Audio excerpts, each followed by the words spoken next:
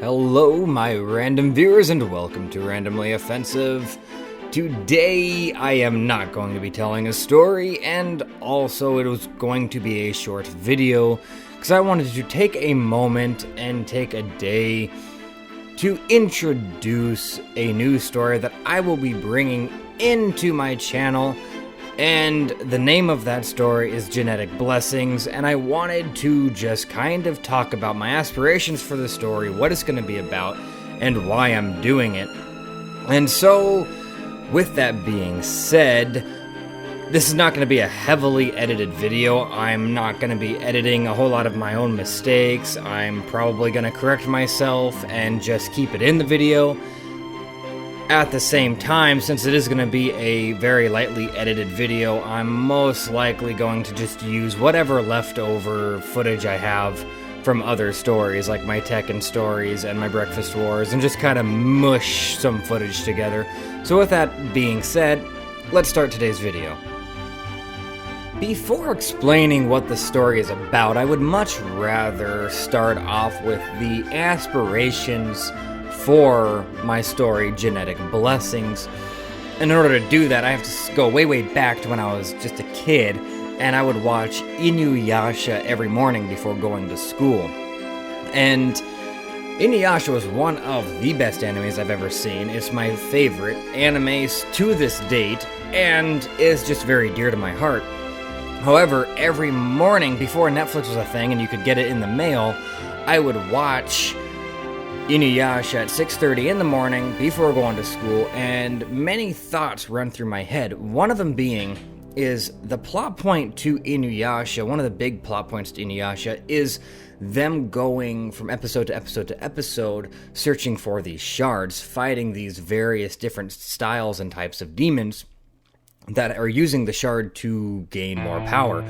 Well, in that show, I've always wondered what would have happened if Inuyasha kept those shards and used those shards to improve his power, to make him have a whole new level of potential, but still try to be a good guy? Would he be able to still be a good guy even though he's now corrupted in the mind by these shards? Even though he's more powerful, will he actually still be the protagonist? And I've always wondered what would have happened if he decided to go down that road instead of trying to collect them and get rid of them and just keep them from the villain who was Naraku. What if he went down the same path as Naraku, but for the same, not for the same reasons, but for the reasons that he has in the show to stop Naraku? And I was always curious, would that cause Inuyasha to become a villain, or would it just have made him a more complex, complicated hero? And I want to explore that ideology. I want to explore that a little bit. Another thing that I wish Inuyasha would have done as a TV show was make Kikyo more of a protagonist instead of an antagonist. Instead of making her a villain, I would have loved to see her be more of a main character, more of a protagonist. And the reason why is because I feel like the dynamic between Kikyo and Kagome would have been intense, complicated, and I feel like it would have brought so much depth to the story if Kagome and Kikyo had to consistently work together, since Kagome is the current love interest of Inuyasha and Kikyo was the past. And so I want to explore that as well. How would an ex of the past manage a teamship, a team-style relationship with the current husband, wife, girlfriend, boyfriend, what have you? How would that dynamic work if they were forced to be in a team in order to save the world? I feel like that'd be really fun to explore. So, Inuyasha is the aspiration for the formulaic design of my script, of the story that I have worked on and am going to tell.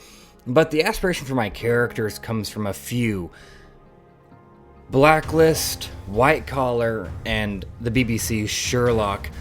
Because the reason those are aspirations for my characters is because I feel like all three of those shows had something incredibly unique that they could have done that they didn't do. They could have done something that was never done before, and they could have done something and created a character that was so organic that they'd never be forgotten. Besides Sherlock, because he was already a beloved, unforgettable IP. But the other two, Neil Caffrey's already being forgotten. I don't hear people talking about White Collar the way I did when I was a teenager. I don't hear people talking about Neil Caffrey anymore. And the same's going to happen to Raymond Reddington.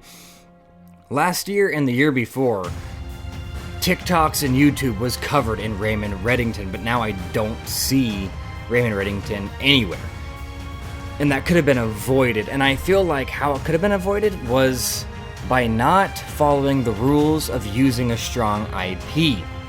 Because White Collar, Blacklist, and the BBC Sherlock was not a strong IP when they started, and they never became a strong IP because they treated it like it was already.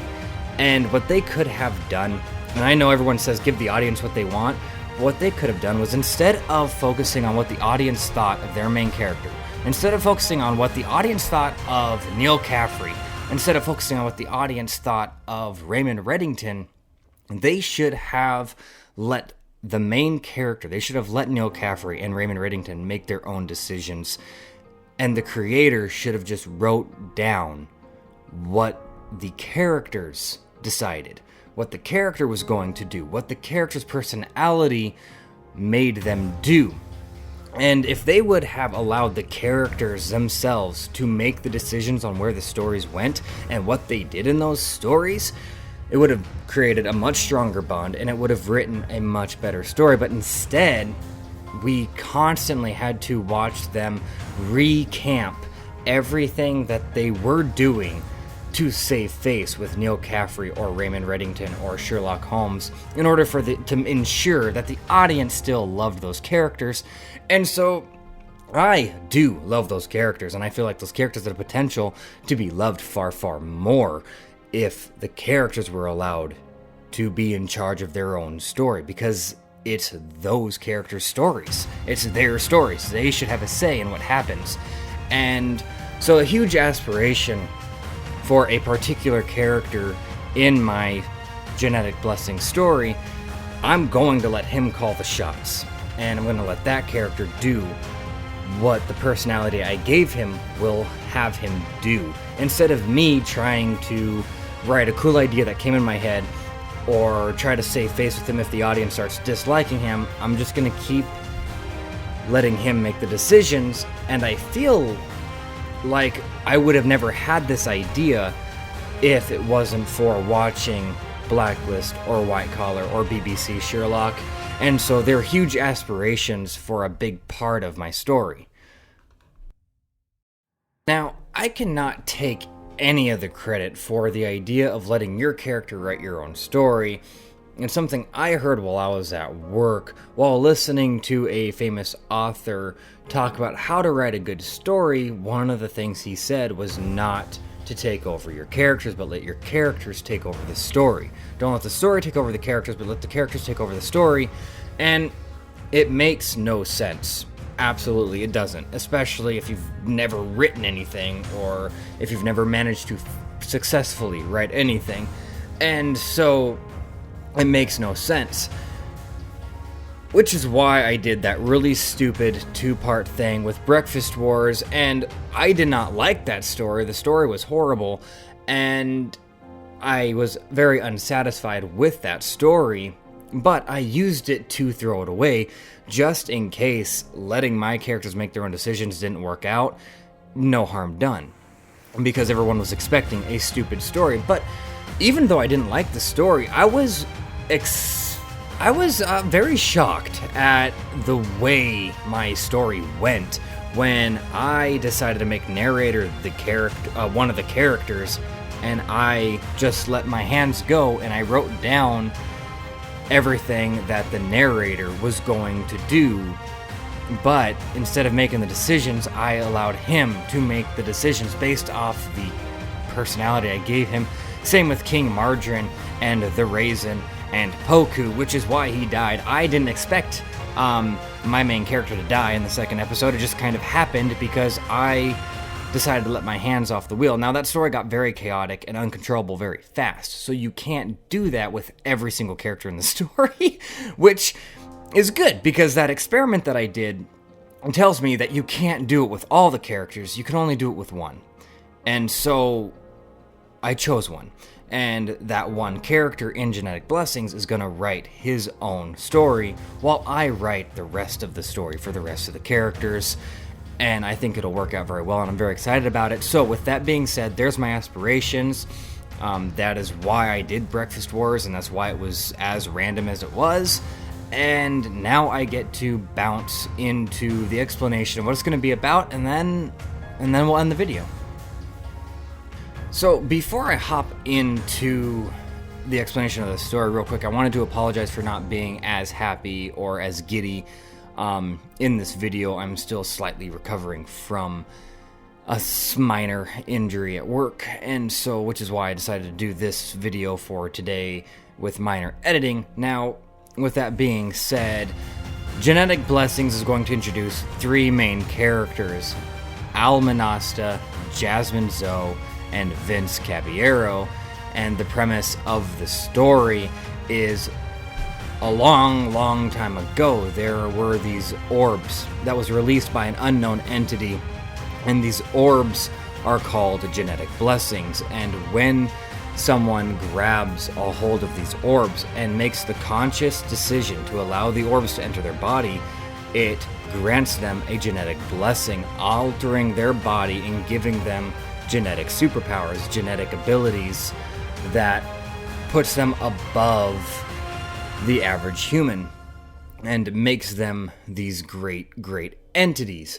Now, with that being said, there is an organization. Their job is to eradicate the genetic blessings, whether it is in the form of the orbs or whether it is in the form of a person who have absorbed these orbs. And the reason why is because they cannot allow these genetic altered beings to rise in high positions of power in government or any political figure, and they are having to keep the peace and keep equality throughout the world. And this story, I feel, is ready to be told, because equality is a huge thing that is going on in my nation, in America, and in the rest of the world. And what does equality even mean?